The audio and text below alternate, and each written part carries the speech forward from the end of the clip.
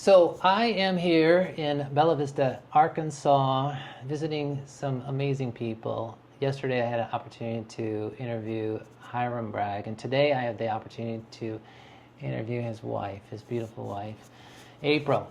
And April is Hiram's, she kind of leads the way for what Hiram does. She's the clarity coach. He's the integrator. So we need to make sure we understand how to have clarity before we can move forward. And today I want to just ask April about how she gets clarity, how she connects, who she connects with, how she serves them, and how she's making the world a better place. So thanks for being with me, Oh, April. thanks for inviting me. Absolutely. This is fun. Yeah. Lots of fun. Here in a little Airbnb set up in front of a big picture window overlooking the woods. I know. I love the gorgeous. woods. Yeah. This is a pretty place. Yeah, thanks. So, April, tell us a little bit about your story. Your I call it the journey of transformation. Kind of what brought you to become a clarity coach. Lacking clarity. Okay, yeah, makes sense.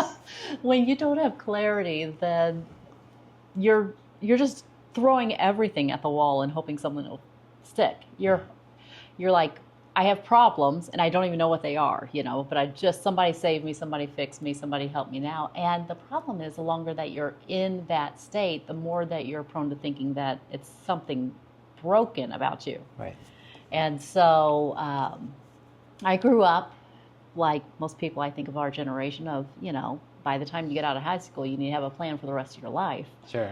And so I went to Bible college and decided to be a missionary, met my husband there, and knew that we're going to be missionaries for the rest of life. Got the plan. Okay. Let's work the plan, live through the plan. And 4 years later, God changed the plan, but it kind of like changed the plan with an open-ended, I'm not going to tell you what's next. I'm just closing this door. Okay.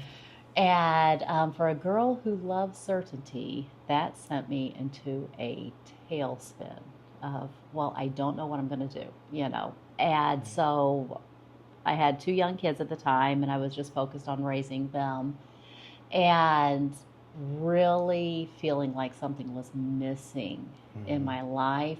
But there were a lot of other lessons that God was teaching me during that time. And so through all of that, sorry, there's so many, you know how you're trying to tell a story and you're like, well, let's not go down all the rabbit trails at once. Yeah.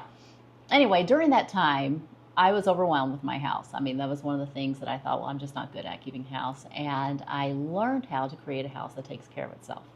Okay. And then I took those lessons and I learned how to teach my kids how to homeschool themselves. Okay. And then I was sitting there, my kids were about 10 or 12 at the time, and I realized that I had effectively worked myself out of a job. Right. Sounds like a lot of automation. It was. That's it was. Fantastic.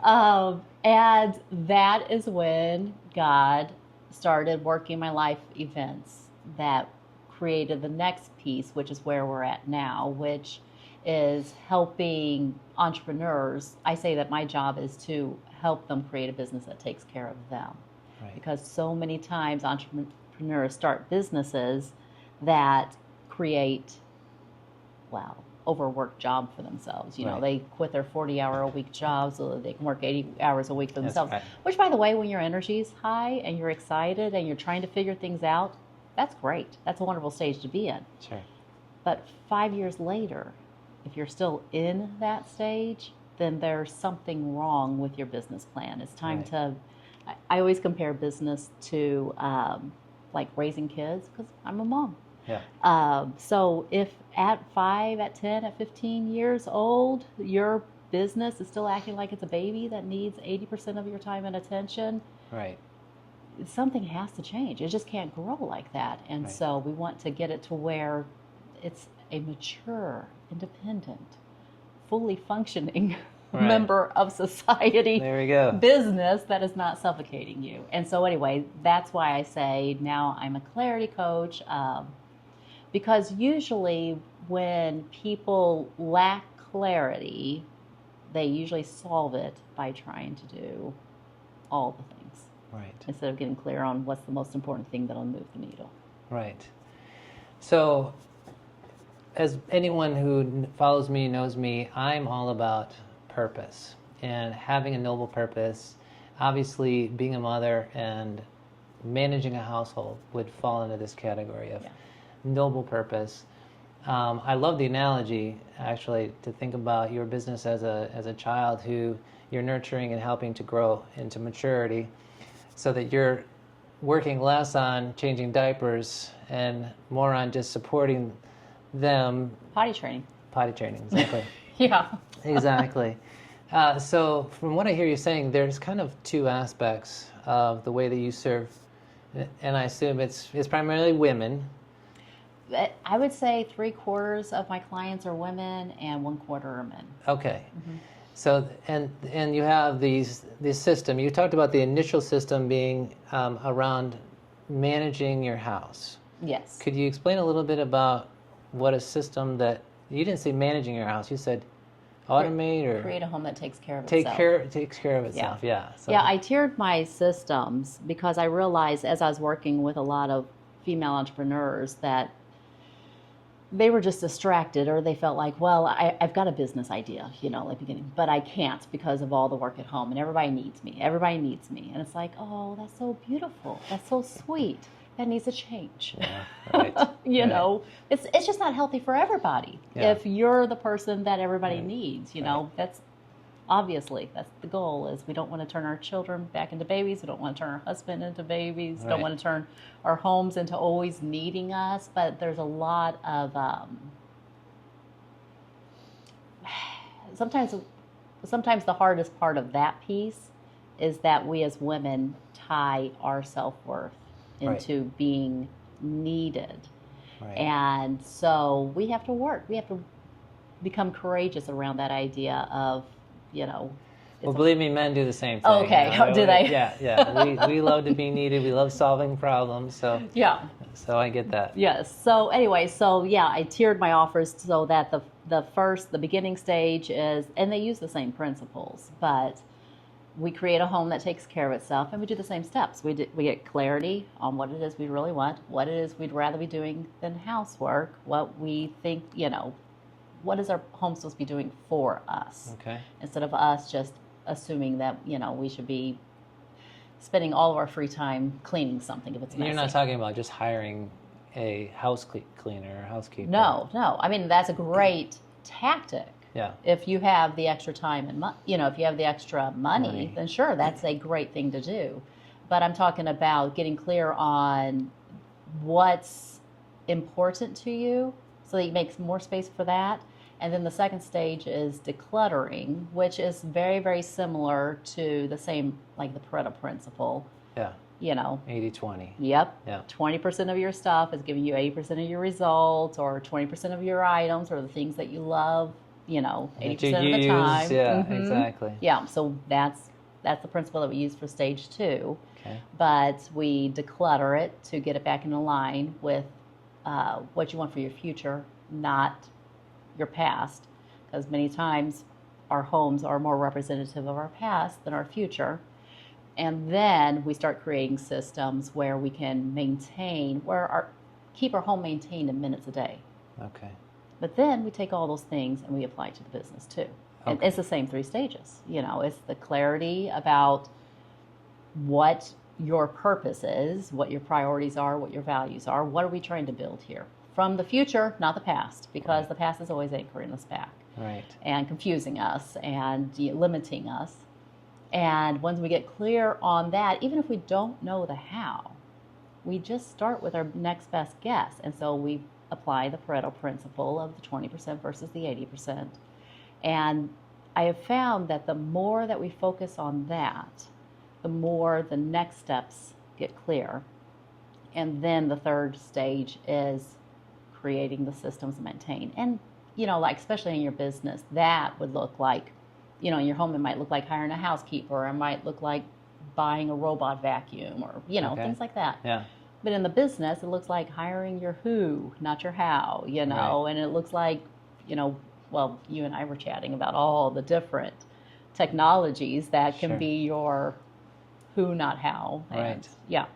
Yeah. So it's the same principles that move us forward and create this where we're managing lightly on a day-to-day basis instead of feeling like we are chained Okay. to either our home or our business. Can you give us an example of the woman who was able to do that, and then perhaps somebody else who was able to apply those principles to their business? Yeah. So on the women's side, I always like to, one of my earliest clients that came to me was a woman named Catherine, and she said, I am exhausted and from taking care of my kids, and I'm working part-time I think she was a substitute teacher. Mm-hmm. And she's like, but other than that, I'm just super exhausted. I don't know what's going on. Mm-hmm. But this is the weird thing she said. She said, the only way I can get out of bed is if I have to go to work, part-time. And I thought, well, that's not a actual energy sickness thing. This is like there's a purpose missing. There's something else behind here. Right. And as we dived in deeper, we found out that she really felt called to be a labor and delivery nurse. Okay. She had two problems in her mind. Number one, she was just shy of 40 years old. And number two, she wasn't smart enough to go back to school. Okay. And so she just didn't even consider that as an option. It was the denying of that dream, like not even acknowledging that it was there, and then having all these reasons why it would never work. I've got 3 kids. I've got my home. I'm not smart enough. I'm too old. Sure. That was exhausting her. Yeah. But after she got clear on it, we just step by step started working towards it.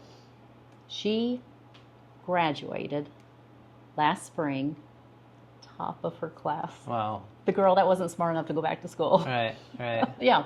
And I just got a call the other day for a reference for her work. So anyway, that's just like a full circle moment. But in that, once she got clear on what she'd rather be doing, like what is my purpose? What is my desire? What is that thing that I'm not even admitting to myself that I want? When we got clarity on that, then that created all the energy to, okay, now I can figure out how to do my home, in a way that will work with me going to school. Yeah. Supports what you want from life. I found that so many times where we've got a dream that scares us so much that we're using our current life as kind of an excuse for why we can't have that. That's huge. So. Yeah. So we just want to be aware of that. We'll do that a lot, I'm needed right here. And it's like, but you're also needed here. Absolutely. Let that call you. So what I hear you saying in regards to the way that you help, specifically mostly women, 3/4 of the people you work with. 3/4. And I think that all of us struggle with this who am I? How has God uniquely designed me? What you just mentioned about wanting people to need you, because that gives us a sense of purpose. But in some senses, that's, I want to say, lazy. Like you're not intentional about designing your life. It's the easy. You can lean back into. It's comfortable. It's comfortable. Yeah. It's what we get comfortable with. Exactly.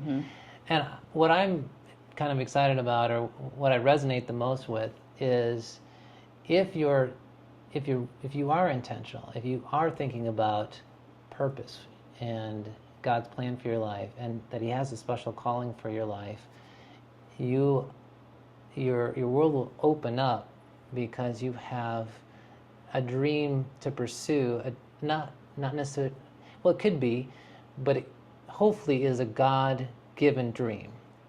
And fulfilling that is really, in my experience, where true meaning and purpose come from. Fulfillment in life is when you're pursuing what you believe God's called you to do. And it sounds like in the case of this client of yours who became a nurse, she's pursuing her passion and dream, and now she's making a greater contribution. Earlier when we were talking, Hiram mentioned, Hiram, your husband, mentioned that if we are willing to invest in ourselves, it's then we're able to impact and help way more people, because sometimes it takes sacrifice, whether it's financial sacrifice or just the time, the education that this woman had to go through to live her dream. So I just want that to be an encouragement to people, helping you understand that God does have a plan for your life. It may require a considerable amount of sacrifice, whether it's financial, finding people around you to be able to help you in that journey, or taking time to pursue something that you didn't think was possible, but it is. And someone like April could help you on that journey. Now, is there another example of someone in business? So the men, let's talk about maybe how you've helped some men before. Yeah. So I'm going through my clients right now. Which ones?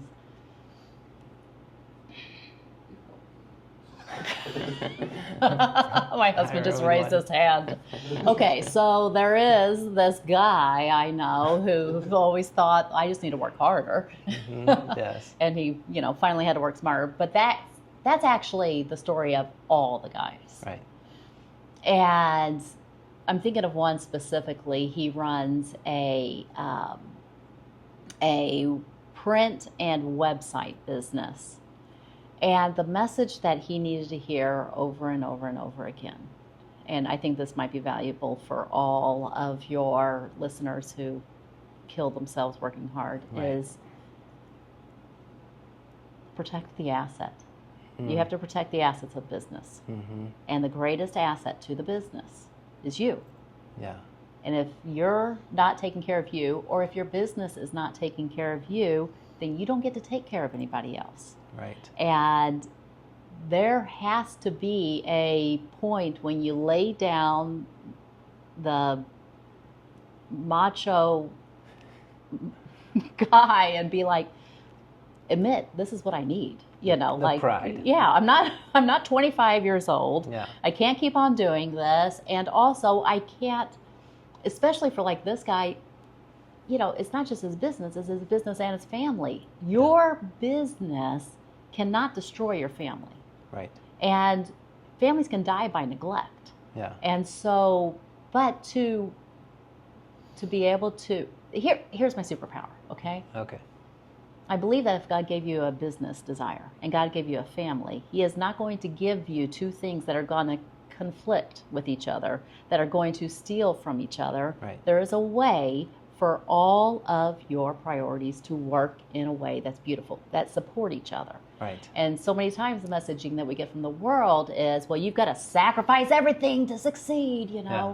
If Right. you've got 4 burners on the stove, you got to shut off 3 of them, You've Yeah. got to be all in on this one thing for success. And it's Right. like, no.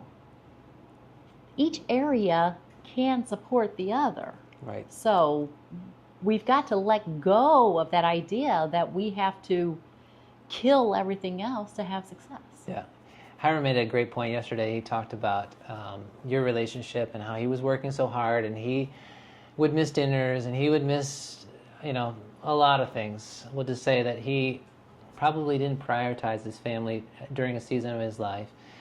And the way that you were able to reconcile this and give him the space to be able to finish the tiling job or the painting job, whatever it was that he was doing, and not be resentful, was to carve out a day. Yes. To have a date day and hang out and spend time, connect, catch up.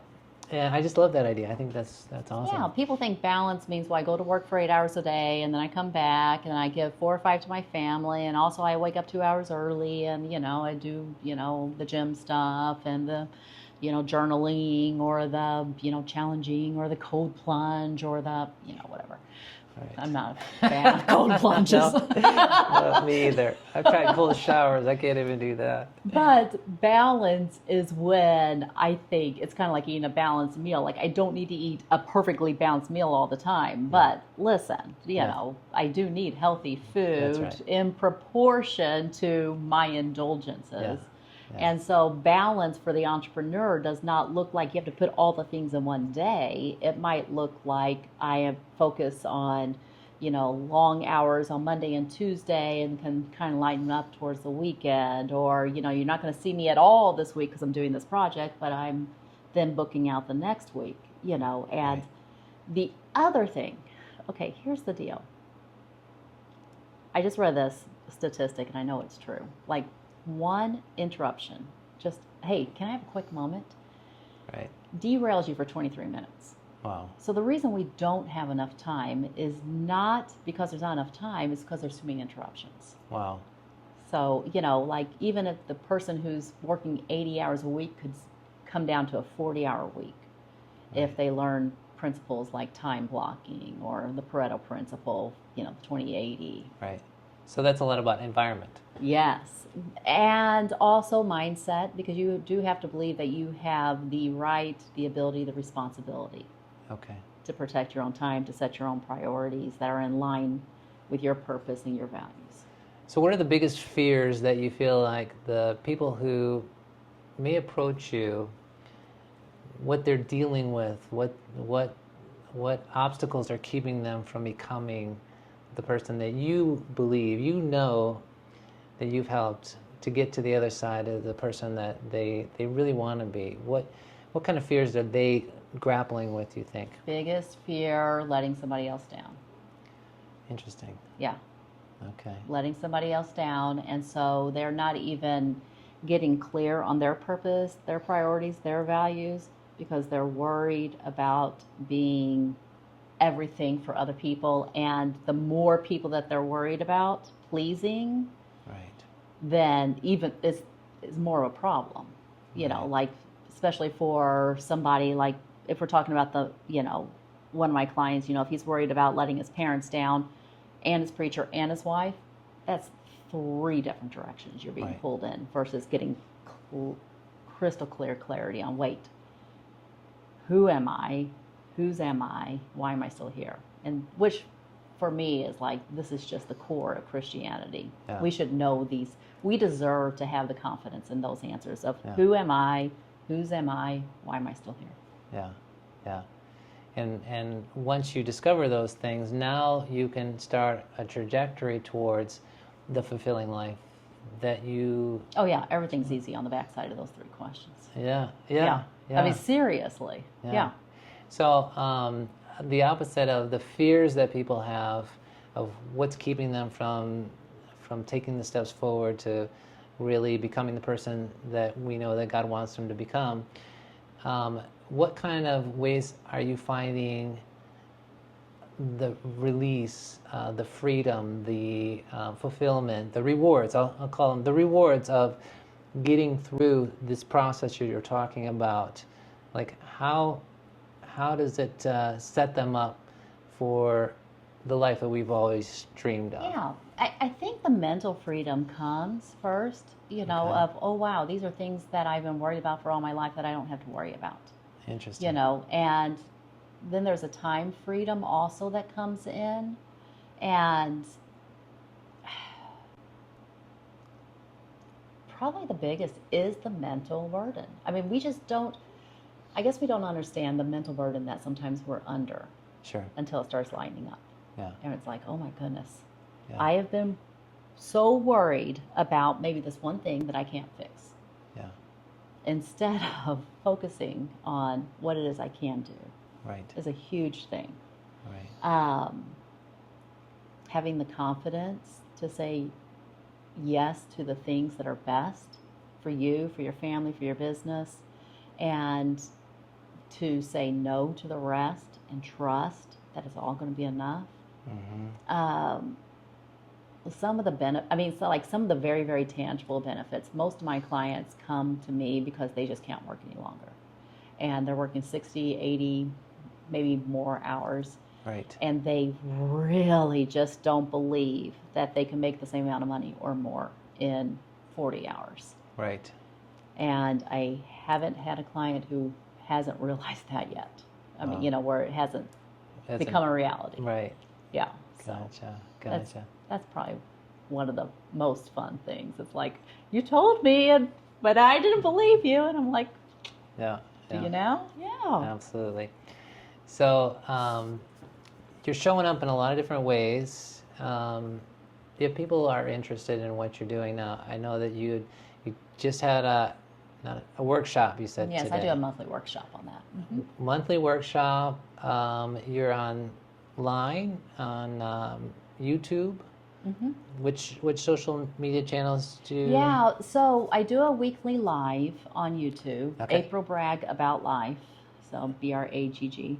And that is, listen, I'm one of those multi-passionate, multi-interested ones. Okay. So I try to stay in the home category or the business category growth, but Yeah, sometimes I'm it's going to talk health about and whatever spirit, interests me. Yeah. I So get it. anyway, so that's a great place to connect. My website, if you're interested in booking a clarity call, aprilbragg.com. And that's where people can get specific help. And then yes, I do a little bit on Facebook and Instagram, and those are my main platforms. Okay. Yeah. Okay. But usually, yeah, you'll probably find my YouTube channels to be, that reveals my philosophy. It also reveals my, I always say I'm faith inclusive. Yeah. So I believe that if it works, it's probably based on a principle. If it's based on a principle that works, it's probably found in the Bible. Right. Haven't found a principle yet that wasn't somewhere rooted in the Bible. Yeah. And if it's a principle, it'll work for everybody. And we as Christians should have a leg up in this, We're reading the Bible, so we should know the principles that are working. Absolutely. And, we should be the ones that are like the most sure about our purpose and the most understanding of the principles of time abundance, and that this world, that God created this world, from an abundance mindset, not a scarcity mindset, and that there's always enough time, there's always enough energy, and we always have the provision we need to do the job that we have to do today. We should be leading out on that. Yeah. I mean, I know we're not, because I remember, when I was a Christian and did not understand these principles. Sure. But I say that I'm faith inclusive because I think that as we shine our light in this area, look, success doesn't have to look like burnout, Right. then that is an attractive message that maybe somebody who's not a Christian would be like, hey, right, what are you doing, that I'm not? How are you thinking that I'm not thinking? Yeah. And then that becomes a way for us to invite non-believers into, and then show them, listen, it's not that God saved us, for eternity. It's that He had a purpose for leaving us here for right now. Right. That third question of why am I still here? Absolutely. And so as we lean into that, I think that it just becomes attractive to the rest of the world, which then shows them that we have a magnificent, abundant Father who is really designed all of this to work for our benefit. Yeah. If we could just see it that way. Amen. Amen. Thank you, April, for that. Oh, you're welcome. Take off my preaching hat now. Yes, there we go. Get off her box. Yes, step off my soapbox. But I just want to thank you, April, for sharing, and I'm sure that you've encouraged a lot of people who are perhaps struggling with this sense of obligation to their house, their family, their work, and not obligation that we do have, but obligation in a sense of you're giving up all that you are for the sake of others and the approval of others. And there's just so much more in store for us if we worry less about the approval of others, focus in on being healthy ourselves, mind, body, spirit, and knowing that there is margin available to us to where we can have breathing space, feel free, have our head space freed up as you talked about, be able to connect more deeply in our relationships, and obviously earn as much or more than we ever have as a result of having this clarity. So hopefully this is helpful. Reach out to April. You can find her on YouTube. She's already shared. She's on Instagram, aprilbragg.com. And hopefully you've got something out of this, and I encourage you to take the next step and connect with April. So thanks again, April. Oh, my pleasure.